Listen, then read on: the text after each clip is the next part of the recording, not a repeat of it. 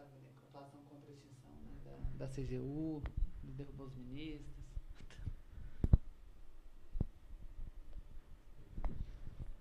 Boa tarde. Hoje, sexta-feira, dia 3/8/2018, está começando comigo hoje, Carlos Roberto, Estação Entrevista. Hoje recebemos aqui em nossos estúdios Anjuli Tostes. É isso mesmo? Anjuli Tostes.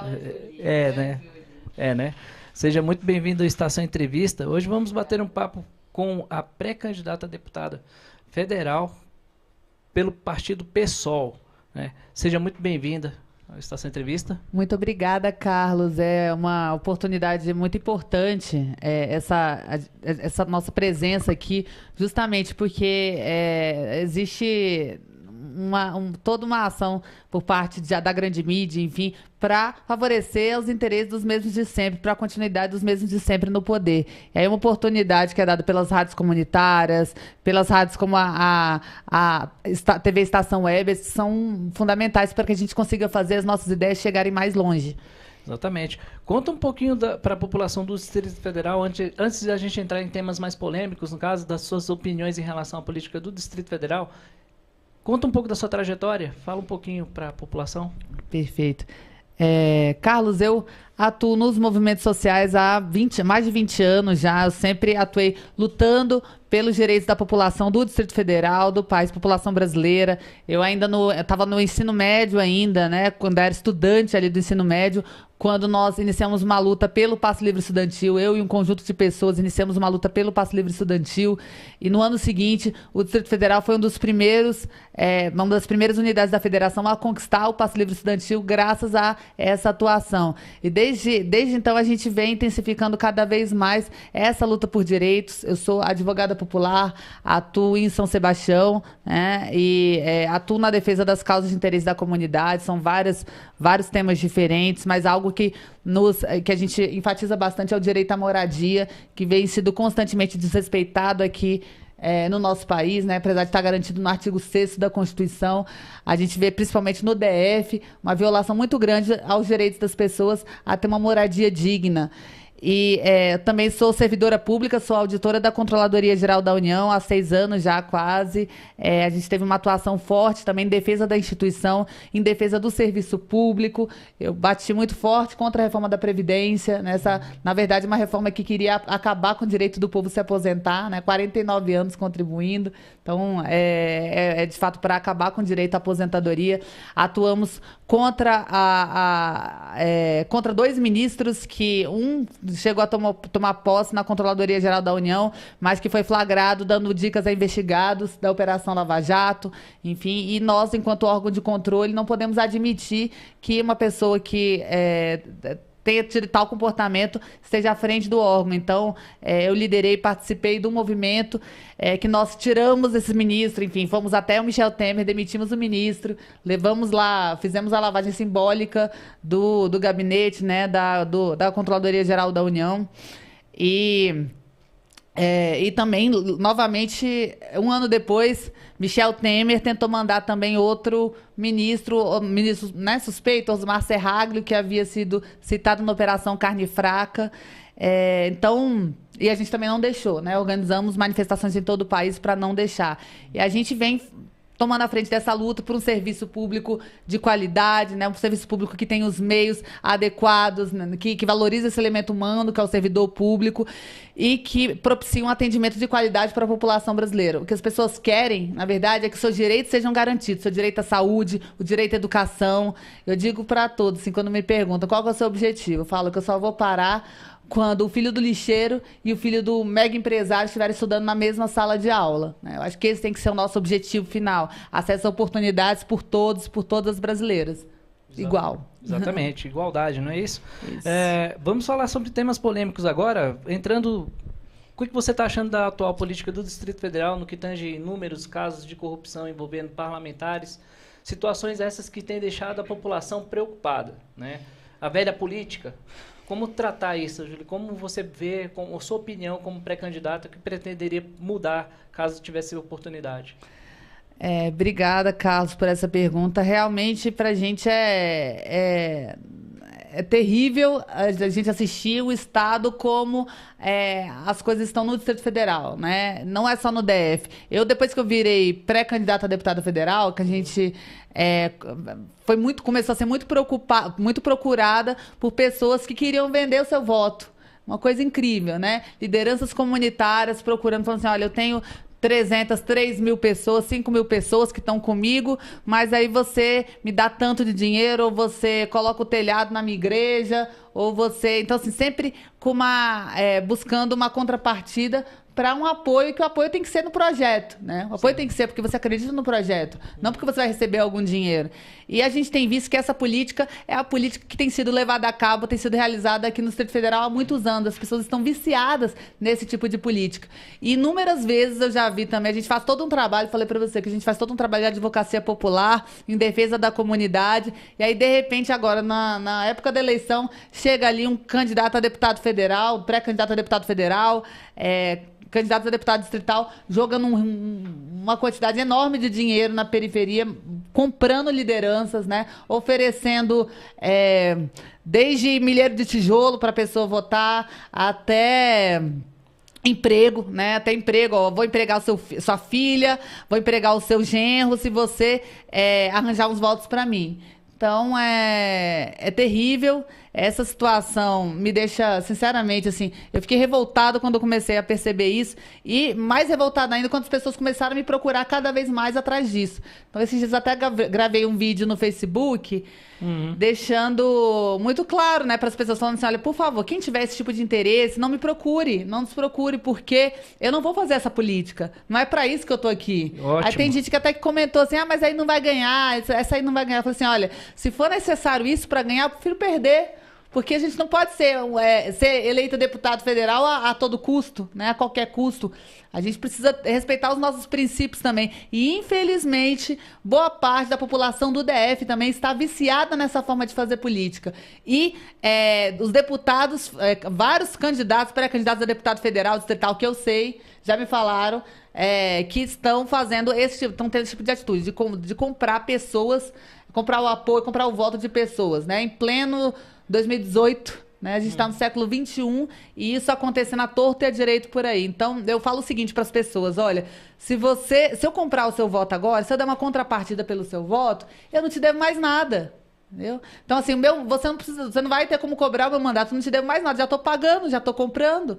Então, preciso que haja também uma mudança de consciência das pessoas, sobre a importância da participação política e de não vender seu próprio voto nesse processo, né? E também de haver uma investigação, né, mais próxima, né, mais célere, mais direcionada sobre essa dinâmica de compra e venda de votos que está acontecendo, porque ocorre à luz do dia, né? Exatamente. E, enfim, tem que haver uma investigação mais próxima e pessoas que têm cara de santo, entendeu? Que vão lá, fazem todo um discurso moralista e, no final das contas, estão entrando na periferia e comprando voto, né? Isso é inaceitável, essa política a gente não faz. Eu faço questão de falar isso aqui, porque ontem mesmo teve mais uma liderança que veio me procurar. Falei, olha, a gente não vai fazer isso, né? A gente não vai, e se for necessário para ganhar, eu prefiro não ganhar. Mas a gente acredita que tem muita gente querendo a mudança também, a mudança da forma de fazer política no país. Tem muita gente acreditando na força, na necessidade de renovação do Congresso Nacional, mas não se enganem, né? A pessoa, quando ela chega lá, ela não muda, né? Essa lógica, essa forma deturpada, né, de fazer política, ela começa na época da campanha.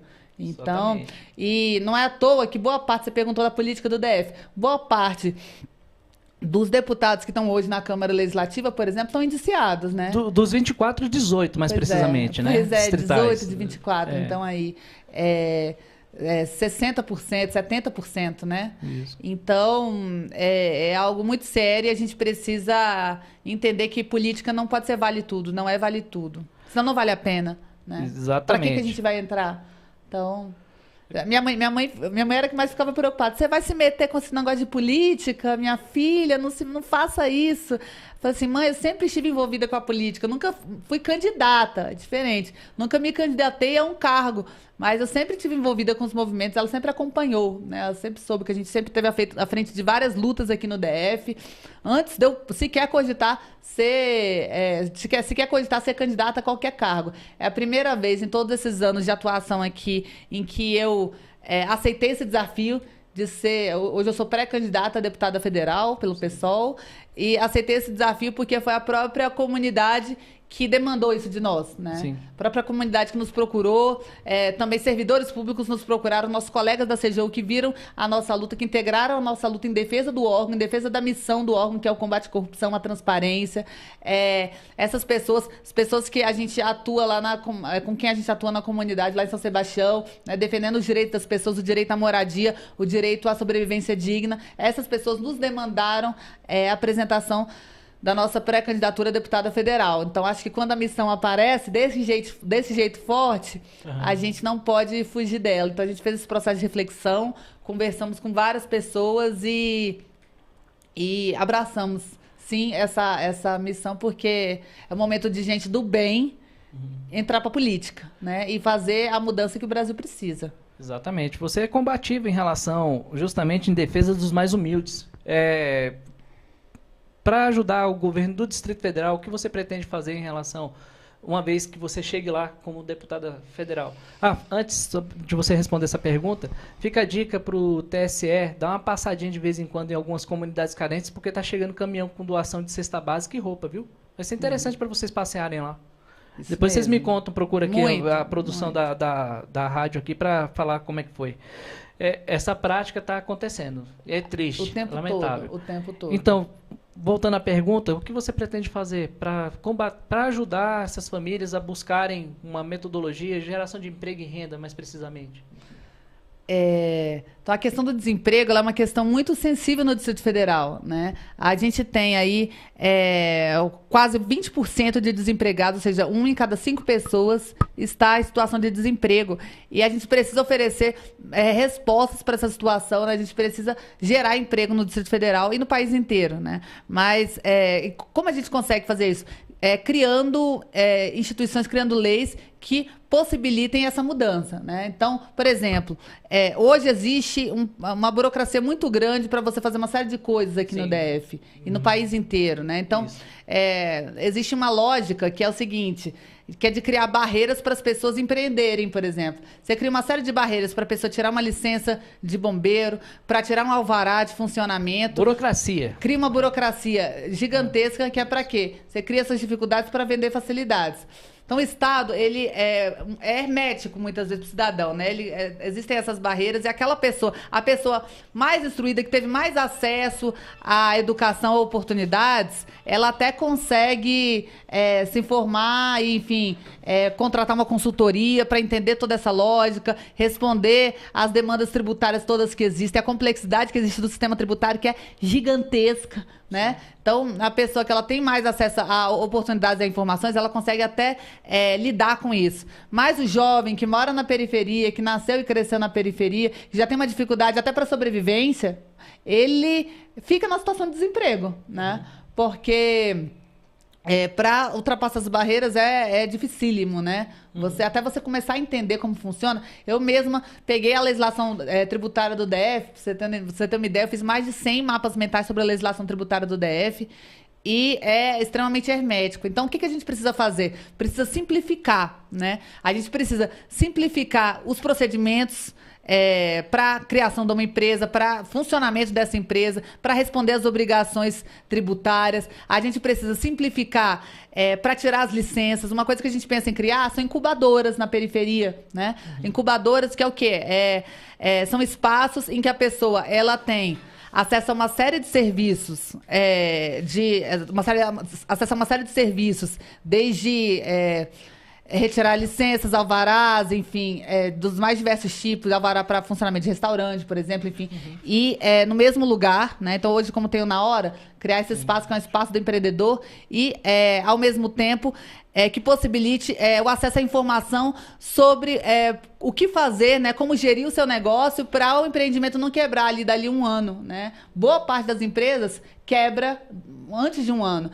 Então a gente precisa pegar, fazer chegar a informação às pessoas, fazer chegar a informação de como fazer um plano de negócio, de como fazer um negócio funcionar. Isso pode parecer muito... pode parecer algo que não é tão importante, né? Porque você pensa, se você for pensar em uma pessoa, um empreendedor só, isso não é algo tão importante. Mas você pensa que essa pessoa vai gerar uma série de empregos, vai gerar uma cadeia de colaboração ali, né? De uma sociedade com várias pessoas, enfim. Vou dar um exemplo. A pessoa cria uma fábrica de camisetas ali na periferia. Vários amigos trabalhando junto, enfim. Isso gera renda para a comunidade e reduz a demanda, reduz a pressão sobre uma demanda de emprego direto, né? A pessoa passa de ser uma pessoa que demanda emprego para uma pessoa que cria emprego. Então, essa virada que a gente tem que fazer. A gente precisa simplificar os procedimentos burocráticos, né? Retirar um pouco ou muito, né, da burocracia. Toda a burocracia burra, a gente precisa tirar. Isso a gente precisa de leis que obriguem o Estado a fazer isso. A gente já está caminhando nesse sentido. Já tem tem o decreto 9094, por exemplo, no nível federal de 2017, que caminha nesse sentido. Tem a lei 13.460 que caminha nesse sentido, mas esses regramentos precisam ser aprimorados, né? Então, retirar a burocracia, criar infraestrutura para o país crescer, para conseguir gerar mais empregos. Você vê que há um mês atrás, um pouco mais de um mês atrás, o país parou porque houve uma greve dos caminhoneiros, que eu, inclusive, fui a favor da greve, né? Sou a favor da greve. Mas você para pensar, se o país para porque tem uma greve dos caminhoneiros, então tem algo muito errado.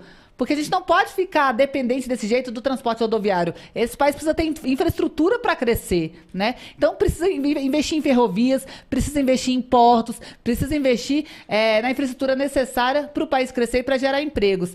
E a terceira coisa que eu falei que é importante também para a geração de empregos é a simplificação da legislação tributária. E passa por uma mudança mais profunda nesse ponto, que é uma reforma tributária para o país, né? Um novo regramento tributário que traga, inclusive, uma maior equidade para o sistema. Hoje a gente tem um sistema tributário que é altamente regressivo. Que isso quer dizer? Hoje no Brasil, quem pode menos paga mais imposto. E quem pode mais praticamente não paga imposto. Então, hoje quem carrega o Estado nas costas são os mais pobres e a classe média, que pagam tributos, desde impostos diretos aí, na forma de imposto de renda, por exemplo, pago pela classe média de 27,5%, até que a grande maioria dos impostos, né, o grande volume de tributos no país é por meio de tributos indiretos, que são tributos sobre o consumo, que vão dentro do preço do arroz, do feijão, da margarina. Então, quem sofre mais com isso? São as pessoas mais pobres, porque é aquela pessoa que ela gasta praticamente todo o salário dela, ou todo o salário dela, com alimentação, né? Com roupa, com subsistência. Então, esse sistema ele é muito perverso. É um sistema que fez justamente criar um abismo no Brasil. Hoje, no Brasil, tem 5 bilionários, tem a mesma renda que metade da população brasileira, que 100 milhões de pessoas. Então, existe um abismo violento justamente porque nós temos um sistema tributário que ele é excludente e regressivo. Então, a gente precisa fazer uma reforma tributária que simplifique o sistema, que crie legislações que facilitem que a gente chama de obrigações acessórias serem cumpridas, que são a burocracia da legislação tributária ser cumprida por aqueles que pagam impostos nesse país. E mais do que isso, reduzir impostos sobre os mais pobres e sobre a classe média. Eu tenho sobre esse tema específico, né, da redução de impostos sobre os mais pobres e a classe média e sobre a reforma tributária. Eu tenho uma série de coisas para falar, vou fechar. Depois a gente, acho que, né, para não ficar muito extensa. Você pode ficar à vontade, não. Para não ficar muito extensa, posso voltar nisso daqui a pouco. Não, claro, com certeza. Até mesmo porque o Brasília são 300 mil desempregados, segundo os dados aí do governo, mas eu acredito que tenha mais. Essa situação, por exemplo, do imposto, ele está pesando muito no bolso do empresário, aquele que quer investir, quer contribuir, quer dizer, ele já contribui, mas está difícil essa situação. O que pode ser feito, do seu ponto de vista, em relação a isso? Minimizar. Juntamente, eu sei que você vai ser um exemplo, é pré-candidato, mas com seus pares, uma vez você lá debatendo sobre empreendedorismo, tentando fazer mudanças para minimizar o impacto dos empresários aqui no DF na arrecadação. que você poderia tentar fazer? Qual seria uma possível solução? Então, o que a gente defende é que os mais pobres da classe média paguem menos imposto no total, né? Por outro lado, a gente tem que lembrar que existem pessoas nesse país que praticamente não pagam imposto. São os multimilionários, são os banqueiros, né? Hoje, isso são dados do IPEA, tá? Estou falando dados que são trazidos por órgãos governamentais. O que esses órgãos dizem, né? O que essas pesquisas dizem? Que quem está no topo da pirâmide, quem é multimilionário nesse país, paga menos de 7% de imposto efetivo. Sim. Né? Então, enquanto o brasileiro médio aqui, ele paga aí 40, 50, até, né, dependendo, até, se for mais pobre, até 50% da sua renda em imposto, em tributo, nós temos ali o topo da pirâmide, quem mais pode pagar, quem tem mais dinheiro, tem mais recursos, e está pagando menos de 7% de imposto. Então, isso é justo? É totalmente injusto, né? É totalmente injusto. Então, é trazer justiça para o sistema, né? Eu fui empresária por 5 anos. Eu sou servidora pública, sou auditora da CGU há 6. Fui empresária por 5 anos. Eu sei que não é fácil empreender no nosso país. É difícil, né? Estou falando do micro e do pequeno empreendedor. E aí tem uma camada ali de 0,1% da população que tem uma série de privilégios, né? E aí tem privilégio de toda a ordem. Vou dar um exemplo. Em novembro do ano passado, foi aprovado o Refis. O que é Refis, para quem está aí do outro lado? Entender. E não foi o primeiro Refis do ano, não, de novembro. Refis é assim, o mega empresário multimilionário, ele passa, ele deixa de pagar impostos, né? Então ele não paga, fica sonegando tributos, fica sonegando impostos, e aí chega um momento que o governo fala assim, olha, vou perdoar as dívidas de vocês. Então, isso induz justamente que ele continue sem pagar impostos, porque se todo ano tem refis, já virou uma prática, todo ano tem refis, tem às vezes mais de um refis, 2, 3 refis no ano, que é refinanciamento, refis.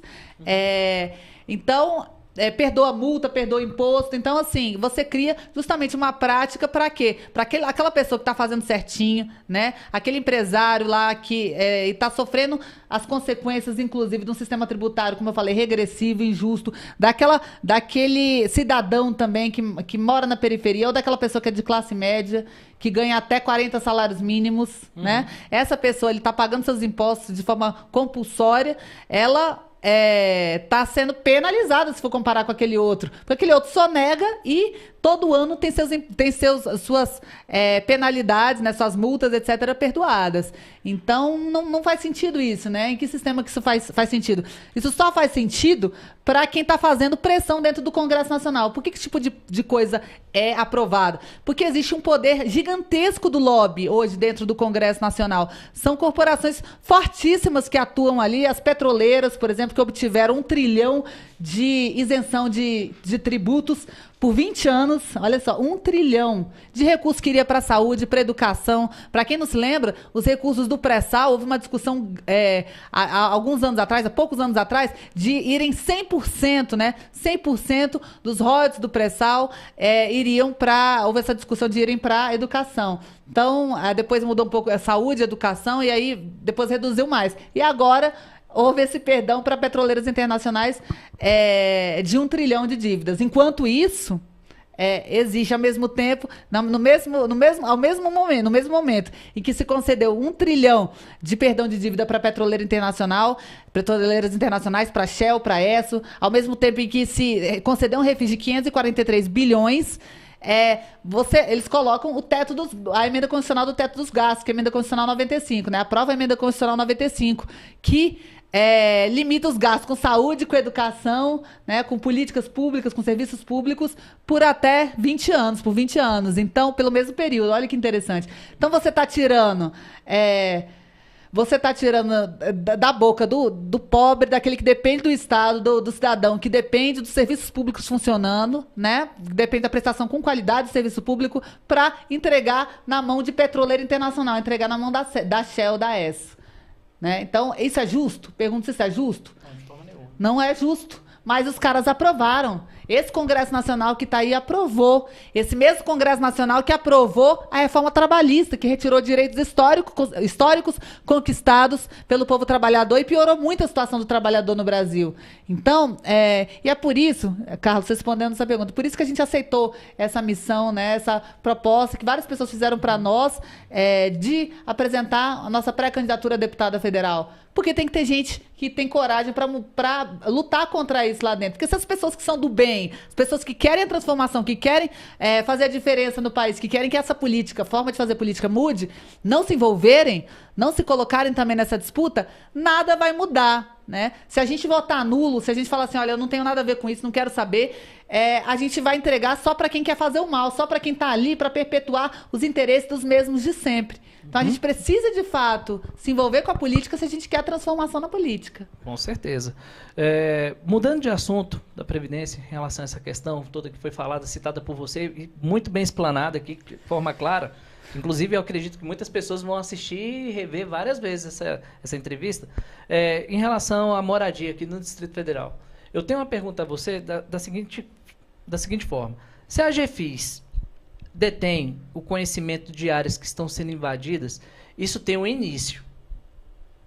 Porque eu, como cidadão, por exemplo, a pessoa vai até a administração, sabe que aquela área ela não pode ser construída, como é que ela consegue alvará de funcionamento? Será que o administrador, a pessoa responsável dentro da administração, não falou para aquela pessoa que comprou aquele terreno através de um mapa, olha, essa área você não pode construir porque é do governo? Você acredita que, muito possivelmente, só uma opinião, não é acusação, mas existe, praticamente, taparam o sol, né, com a peneira ali. Porque se eles sabem que aquele terreno é do governo, como é que eles conseguem alvará de funcionamento? E quando a casa está edificada, vem o trator da GEFIS e destrói tudo. É bacana essa pergunta, Carlos. Existe, de uma certa maneira, uma situação que acontece, talvez a possibilidade também do governo fechar os olhos para isso, não? Você toca num ponto muito importante, que é uma luta que a gente tem, né? Porque o que acontece hoje no DF? Existe uma atuação da GEFIS que ela sempre vem depois, né? Ela sempre vem para derrubar a moradia do pobre, que já construiu ali, que já colocou, às vezes, todos os recursos, que ele passou a vida se endividando, passou a vida guardando, até se endivida.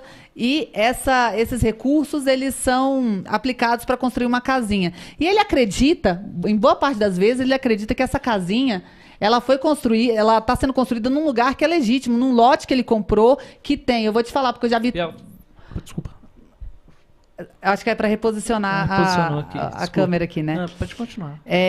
Tá. Ele compra um título que tem toda a cara de um título legítimo. Acho que é aqui. Tem toda a cara de um título legítimo, porque é uma seção de direitos, né, que tem o carimbo do cartório, tem o carimbo do cartório, tem a assinatura do tabelião, e ele olha para aquilo ali e fala, não, esse daqui realmente eu estou comprando uma coisa, estou comprando um terreno, né?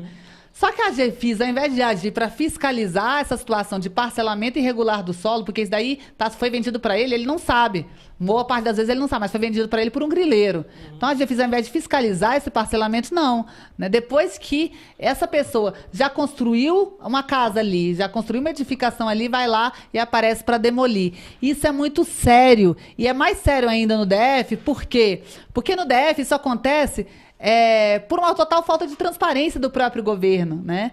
Olha só, se a gente mesmo, que né, são pessoas de classe média, temos dificuldade para levantar a cadeia dominial de um imóvel, você paga taxas altíssimas nos cartórios, tem que fazer uma peregrinação de cartório em cartório para saber se aquele imóvel ali, quem que é o real dono daquele imóvel. Tem coisa que não está nem no cartório do DF, está no cartório lá de Formosa, tá no cartório de Águas Lindas, né? Tá no cartório do entorno, enfim. Se a pessoa que é de classe média ela já tem essa dificuldade, tem que pagar valores altíssimos para isso, quanto mais o seu Laurindo, que mora no Morro da Cruz e que é analfabeto, né? Ele vai conseguir distinguir o que é legítimo ou não? Essas informações sobre o que é público e o que é privado são sonegadas pelo governo. Essa informação tinha que estar no site, tinha que estar em transparência ativa, que a gente chama, né, na lei de acesso à informação, de transparência ativa. E a gente fez esse requerimento, eu requeri a Terracap, a informação sobre todos os terrenos de propriedade da Terracap no Distrito Federal, justamente para isso, para evitar que as pessoas comprem enganadas, né? E a resposta da Terracap para mim foi a seguinte, Carlos, essas são informações privilegiadas que não podem cair nas mãos de pessoas mal intencionadas. Você tem noção? Uma resposta totalmente que vai totalmente de encontro à lei de acesso à informação, totalmente de encontro aos princípios da transparência, né? De um país democrático. E, é lógico, entrei com recurso, eu trabalho com isso, né? Trabalho com a lei de acesso à informação, fazendo pareceres para a lei de acesso à informação, e apresentei recurso. E, na última instância ali, que era a Controladoria Geral do Distrito Federal, o controlador entendeu... a gente também fez todo um movimento, né? Fizemos um abaixo-assinado de várias organizações do país que trabalham no tema de transparência, né? Articulamos também junto ao Conselho de Transparência do DF. E a controladoria decidiu que essas informações são públicas, e mais do que públicas, são de interesse público e deveriam estar no site, deveriam estar em transparência ativa, né? A Terracap até hoje não entregou a totalidade dessas informações. Então, apesar da ordem do controlador, essas informações não foram entregues na sua totalidade, mas a gente também está com uma demanda judicialmente a Terracap para isso mudar. Então, assim, então existe uma sonegação de informações, né? Hoje, no Distrito Federal, muita gente compra enganada, não há uma fiscalização, não há uma ação preventiva. No momento que há o parcelamento, essas pessoas, os grileiros, que é aquele cara que nem mora ali, né? Ele vai lá, grila, divide o terreno e mora ali em outro lugar, né? Anda com um carro caríssimo, enfim, os grileiros muitas vezes são agiotas também, então todo mundo da cidade conhece, sabe quem é. A fiscalização não cai em cima deles, está caindo sobre o pobre, simplesmente, aquela pessoa que foi enganada duplamente. Ela é enganada pelo grileiro, que vende um título para ele que é falso, né, que não vale, não é um título de propriedade, e também pelo governo, que sonega informações dele. Então, é contra esse estado de coisas que a gente atua, né? Eu atuo como advogada popular, em apoio às comunidades, em apoio à comunidade de São Sebastião, acabamos de atuar também aqui no caso do Guará. Eu atuo e de forma gratuita, porque eu acredito que a gente precisa fortalecer o lado do mais fraco, né? E a gente precisa também do normativo, né? E por isso também a gente aceitou esse desafio da pré-candidatura do deputado federal. Eu acredito na importância da gente criar um normativo que impeça a ação truculenta que a GFIS tem aqui no DF. Porque você vê, quando existe uma situação de desocupação do imóvel da União, como é que eles fazem? Eles entram com uma ação de regularização, uma ação de reintegração de posse, tem um mandado judicial para reintegrar, eles notificam, enfim, existe um protocolo de desocupação humanizada. Aqui no DF, não. A pessoa sequer é notificada. Simplesmente, imagina, seu Laurindo que comprou ali um imóvel, achando que comprou um terreno, achando que o título é legítimo, constrói a casa dele, de repente aparece lá, quando já está com o telhado, aparece, tá com a família dele, os filhos, aparece a GFIS ali, já com trator, né, com todo um aparato policial para demolir a casa daquela família, daquele pai de família. Então, é cruel, né? E aí... enfim, a GFIS precisa também seguir os trâmites judiciais para que isso aconteça, né? Isso é totalmente, uma forma totalmente arbitrária que ela vem atuando aqui no DF e contra grande parte da população. 1 em cada 4 pessoas no DF mora em área irregular. Não sei se você sabia disso, mas são dados do último PEDAD, né? Então precisa haver, primeiro, uma ação que siga os parâmetros constitucionais, porque se o STF entende que até para você adentrar uma caixa de papelão, você precisa de um mandado judicial, né? Se aquela caixa de papelão for a casa de uma pessoa, a moradia de uma pessoa. Quanto mais para demolir, né? Mas infelizmente aqui no DF a ação tem tido outro tom, tem tomado outro curso, né? Então, desde para coibir esse tipo de ação inconstitucional da GFIS, é preciso uma legislação que reforce a importância dessa... De se respeitar esses direitos da população, né? A dignidade da pessoa humana. E mais do que isso, né? Que a gente consiga aprimorar os regulamentos que existem para a regularização fundiária, né? Porque foi aprovada uma lei, que é a Lei 13.465, que ela foi aprovada, a gente já usou inclusive ela como embasamento para algumas ações judiciais em defesa da comunidade, mas que ela veio cheia de furo, né? E que também não está sendo respeitada pelo Distrito Federal. Então, a gente precisa aprimorar essa lei de regularização fundiária para garantir, fazer a diferença entre quem é ocupante de boa-fé, quem está ali, de fato, que não é grileiro, né, do próprio grileiro. Então, são situações diferentes, a gente tem que tratar como situações diferentes, né? Então, esse marco legal de regularização precisa ser aprimorado para que a regularização fundiária ocorra em benefício da população, principalmente da população que mais precisa, né? Que vou dar um exemplo aqui do Morro da Cruz, que é aqui próximo do Sol Nascente, enfim, são áreas que não têm água encanada, né? O Morro da Cruz está a menos de 20 quilômetros do Congresso Nacional, do centro do poder nacional e do Palácio do Planalto. Mas não tem água encanada, não tem saneamento básico. Então, essas áreas elas precisam ser regularizadas porque ali vive gente, né? Vive ser humano ali. Então, essa situação ela precisa mudar. Vou te fazer uma pergunta agora, em relação, antes da gente, já está quase encerrando o horário aqui, tá?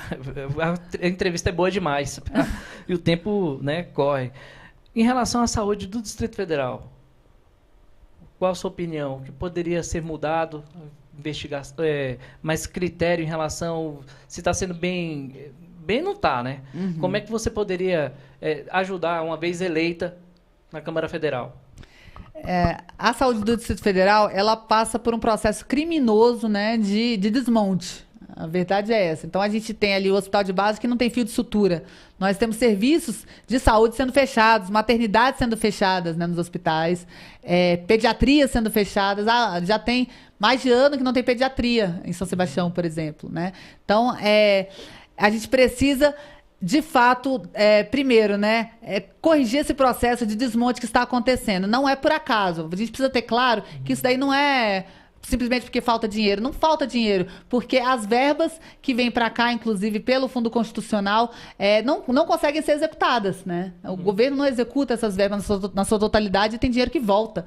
Então, a gente precisa, claro, precisa de investimento em saúde, precisa de mais investimento em saúde, mas as verbas também que já estão sendo destinadas hoje precisam ser melhor utilizadas de forma mais eficiente. E esse processo de desmonte, como eu falei, ele não acontece por acaso. Ele acontece porque o que querem fazer é justamente criar uma situação de dificuldade muito grande para depois aparecer com a solução das OS. Que são empresas, essas OS são empresas para administrar a saúde pública, mas são empresas vinculadas a deputados distritais, vários deputados distritais, né? A gente teve aí, inclusive, operações da Polícia Federal que desarticularam desvios milionários na área da saúde, também por deputados distritais. Você falou, alguns desses 18 que você citou, 18 de 24, estão implicados por causa disso. Né? Desvio de 30, tem uma deputada que está indiciada pelo desvio de 30 milhões. Né? Então, existe uma situação de desmontar a saúde no DF para depois aparecer com a solução das OS e os próprios deputados ganharem com isso. Né? Porque aí ele vai lá, tem deputado que é dono de empresa de segurança, tem deputado que é dono de empresa de material de limpeza e dono de empresa também de OS que presta serviço de saúde. Existe uma lógica por trás disso. E existe uma lógica também para vender plano de saúde. Né? Então, o homem que está lá hoje, que é ministro da saúde, por exemplo, ele é um homem dos planos de saúde. Então, existe um interesse muito grande de se deteriorar a saúde pública no país e no Distrito Federal também. A gente precisa de gente que acredite, que defenda o direito do povo a uma saúde de qualidade, né? Se isso é essencial. E a população também, e haver um movimento junto à população para cobrar isso, né? Então, primeira coisa, respondendo essa pergunta, uma gestão eficiente dos recursos destinados à saúde. Segunda coisa, aumento do investimento em saúde, investimento público, dinheiro na saúde pública, né?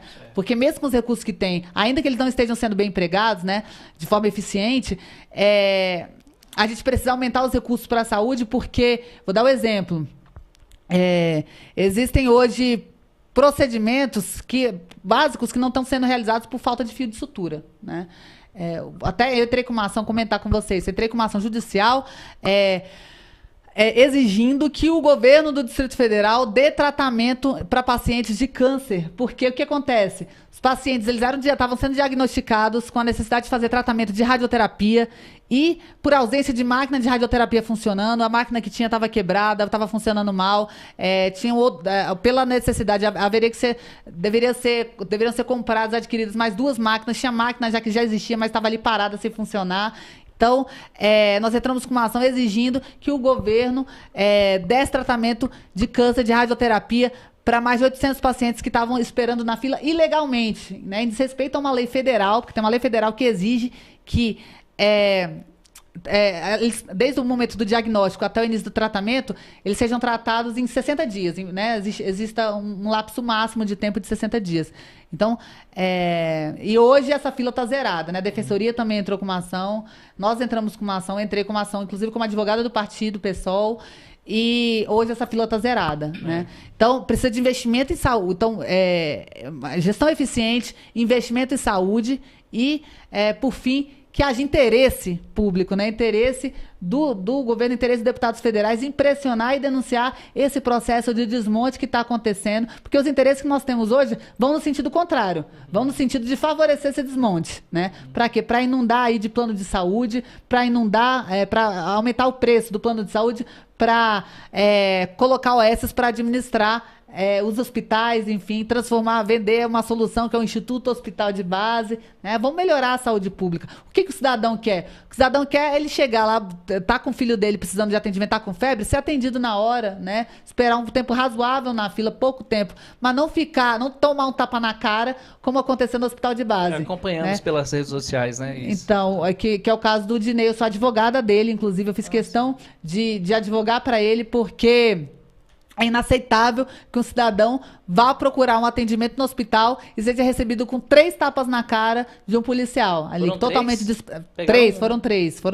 As câmeras mostram que foram 3, né? Nossa. Então, e eu fiz questão de... E eu estou advogando gratuitamente, né? Como todas essas ações que eu apresentei também foram gratuitamente, porque eu acho que a gente tem que defender o que a gente acredita também, né? E vou só terminar... falando, porque eu falei agora da atuação como advogada, mas contando um pouco como que surgiu essa vontade, né? Eu estava no movimento Passe Livre, até contei para você no início, né? Eu estava participando de um protesto quando eu estava no ensino médio e aí estava lá protestando, de repente chegou um senhor e me ofereceu um cartão dele, deu um cartão dele e falou assim, olhou para mim e disse, se qualquer coisa acontecer com você, me liga, eu sou advogado, pode me ligar, conta comigo. E naquele momento, eu senti que eu não estava sozinha, que eu podia lutar, que eu não estaria sozinha. E pensei na mesma hora, cara, um dia eu quero fazer isso por alguém. E foi ali que eu decidi que eu queria ser advogada popular, né? Então, hoje eu estou muito feliz de poder fazer esse papel, mas eu acho que como advogada popular, né, como cidadã, a gente tem uma força limitada para fazer as coisas. Eu gostaria de fazer muito mais pela comunidade. Por isso mesmo que para a gente conseguir fazer mais é muito importante que a gente fortaleça em 2018 essa perspectiva, né? Por isso que a gente está se propondo a lutar por um mandato na Câmara Federal, para ter mais instrumento, mais ferramenta para fazer a diferença que a gente quer para o país. Muito bem, olha só, deixa um recado para as pessoas que te seguem, te acompanham pelas redes sociais. Pois é, eu até queria ler algumas mensagens aqui, eu vou... Pode ficar à vontade. Alguns comentários, nem sei o que o pessoal está comentando, mas a gente está colocando ao vivo também aqui nas redes, e... É muito bacana, sabe, Carlos? Sim, porque a gente vê que a gente não está sozinha nesse desejo de mudança, né? Que tem muita gente querendo a transformação do país e lutando por isso também. Aquela sensação que eu tive lá quando o advogado, o nome dele é Hudson Cunha, acho que ele nem sabe dessa história até hoje. Ele advoga ainda, até hoje, como advogado popular. Mas aquela sensação que eu tive de que eu não estava sozinha é uma sensação que eu tenho também hoje, até hoje, né? Porque a gente vê que tem muita gente boa lutando do nosso lado também. Inclusive, enquanto você verifica as suas mensagens, fala um pouquinho do lançamento do seu livro, Código de Defesa do Usuário do Serviço Público. Ah, sim, obrigada. A gente lançou esse livro lá na Controladoria Geral da União, tem umas 2 semanas, e vamos fazer o relançamento agora também, aberto ao público em geral, na próxima quinta-feira, na 214 Norte, CLN 214, no London Street. Pronto, o lugar é London Street. E é um livro que trata justamente de como o cidadão pode se defender enquanto usuário de serviço público. Se você vai no hospital e não é atendido de forma adequada, se você vai, se na escola do seu filho está faltando professor, ou como eu estudei em escolas públicas, né? E aí teve um momento que assim, ficou metade do ano sem o professor de história, por exemplo. Então, como que o cidadão ele pode se defender numa situação como essa e exigir serviços públicos de qualidade, né? Existe uma lei que foi criada, que é a Lei 13.460 de 2017, que entrou em vigor agora, dia 22 de junho, e que ela é nacional, vale para o país inteiro. E a gente trata disso no livro, né? Trata dessa lei, que é importante tanto para os servidores conhecerem, né? Tanto para os próprios cidadãos que querem um serviço público de qualidade. E ali no livro também a gente trata o decreto 9094, que trata da desburocratização. A gente aborda uma série de pontos aí necessários para que um serviço público de qualidade seja garantido. E é importante dizer, Carlos, que o servidor público hoje virou bode expiatório para todos os males, né? O governo Temer transformou o servidor público no bode expiatório. Porque o privilegiado não é aquele bilionário. Para o Temer não é aquele bilionário que paga menos de 7% do imposto. O privilegiado ele tenta colocar peste no servidor público, que é a melhor forma para desmontar o Estado brasileiro, né? Aqui você pega o agente, o elemento humano que faz com que os serviços públicos sejam prestados, demoniza para a população e fala assim, olha, vamos destruir essa pessoa, vamos destruir esse servidor público, vamos acabar com o concurso público. Para quê? Qual que é a estratégia que existe por trás disso? Transformar o Estado brasileiro num cabide de emprego. Se você acaba com o concurso público, acaba com a estabilidade, você terceiriza todos os cargos e aí vai ser... Todo mundo que estiver ali vai estar devendo favor a algum político. Então, a gente precisa denunciar também esse processo, né? E precisa dar as ferramentas para que o serviço público seja cada vez melhor prestado para o cidadão, para a cidadã brasileira, que é isso que todo mundo quer, inclusive o servidor. Eu vou... Só ver alguns comentários aqui. Então, tem uns comentários só. Dessa vez ninguém perguntou, não. Parabéns, Anjuli. Mas um abraço, um beijo para todo mundo que está acompanhando a gente nas redes sociais. Ela vai voltar outras vezes aqui, viu? Tá combinado já, tá? Da próxima vez vai ser pelo Facebook, Instagram, cobertura total, tá? Essa Estação 26. Que bom. Olha, deixa um recadinho para a comunidade, para a sociedade de Brasília. É isso, gente, tô aqui porque é muito importante a gente fazer com que essas ideias cheguem em toda a população, né? A gente precisa fazer parte da política, precisa lutar por uma política diferente do país, porque se nós, que somos pessoas do bem, não nos envolvermos com a política para mudar, a gente vai entregar para quem? Para quem quer fazer o mal, para quem quer que os mesmos de sempre continuem e que os privilégios de sempre se multipliquem. Então, precisamos de todo mundo junto nesse processo, nessa luta pela renovação, por uma política diferente e que de fato esteja a favor do povo brasileiro, que de fato esteja a favor de quem precisa do Estado funcionando, né, do serviço público de qualidade. Este é a Estação Entrevista comigo, Carlos Roberto. Quero agradecer a sua presença aqui na TV Estação 26. Muito obrigado pela sua presença. E lembrando a você que no dia 7 de outubro, faça a sua escolha. Observe essa entrevista, veja e reveja inúmeras vezes para que você tenha certeza do que você vai colocar lá te representando, tanto na Câmara Federal e Distrital.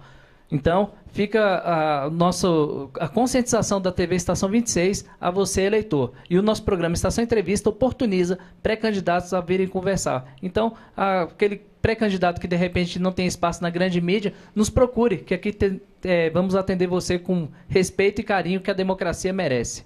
Fiquem com Deus, muito obrigado. Muito obrigada a vocês. Um abraço.